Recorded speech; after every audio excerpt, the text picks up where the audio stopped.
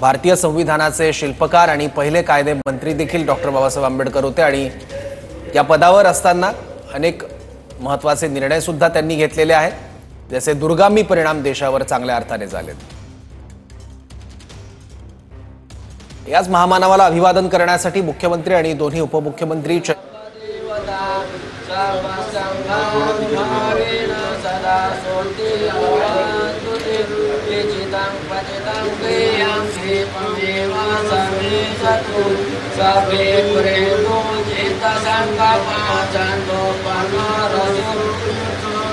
आरोग्य संपत्ति सर्व संपत्ति में अतो निर्वाण संपत्ति मिलाते सभी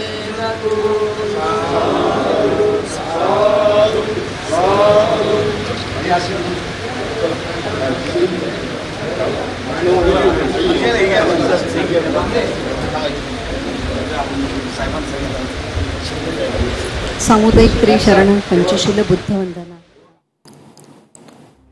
डॉक्टर बाबासाहेब आंबेडकर हे भारतातील एक महान समाजसुधारक, त्याचबरोबर अर्थशास्त्रज्ञ, कायदे पंडित आणि भारतीय संविधानाचे प्रमुख शिल्पकार होते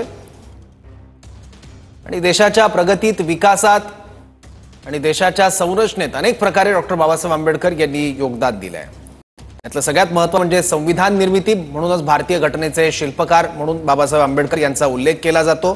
त्यांनी स्वातंत्र्य, समता, बंधुता यावर आधारित संविधान तयार केलं, जे खऱ्या अर्थानं भारताच्या लोकशाहीचा आधारस्तंभ आहे। त्याचबरोबर अस्पृश्यता आणि जाती व्यवस्थेविरुद्ध लढा देत त्यांनी दलित आणि मागासवर्गीयांच्या हक्कांसाठी अथक प्रयत्न केले। त्यातलं महाड इथलं 14 तळ्याचा सत्याग्रह, काळाराम मंदिरातील आंदोलन असे अनेक प्रयत्न बाबासाहेबांनी केले।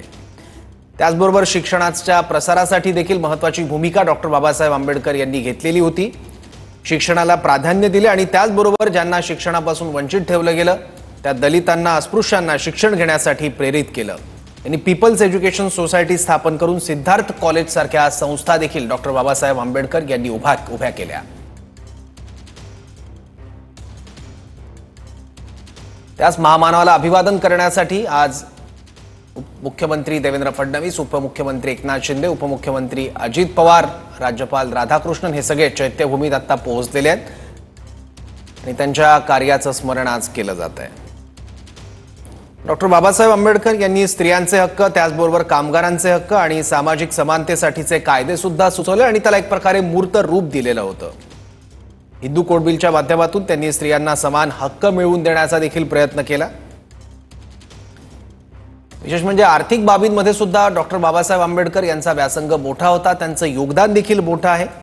त्यांनी अर्थशास्त्र आणि राजकारण या विषयावर सुद्धा अनेक पुस्तकं लिहिलेली आहेत।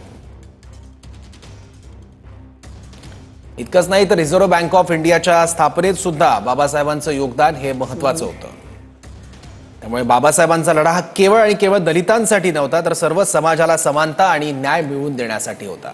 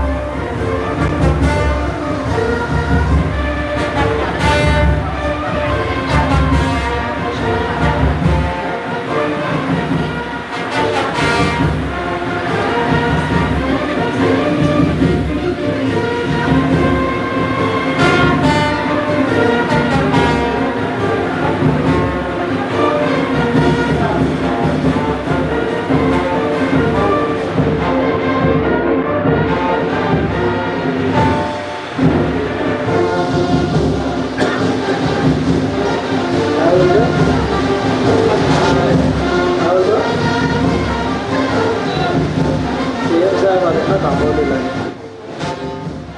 डॉक्टर गेले बाहेर चालू आहे. लिंक पाठवतो लाईव्ह बघ ना.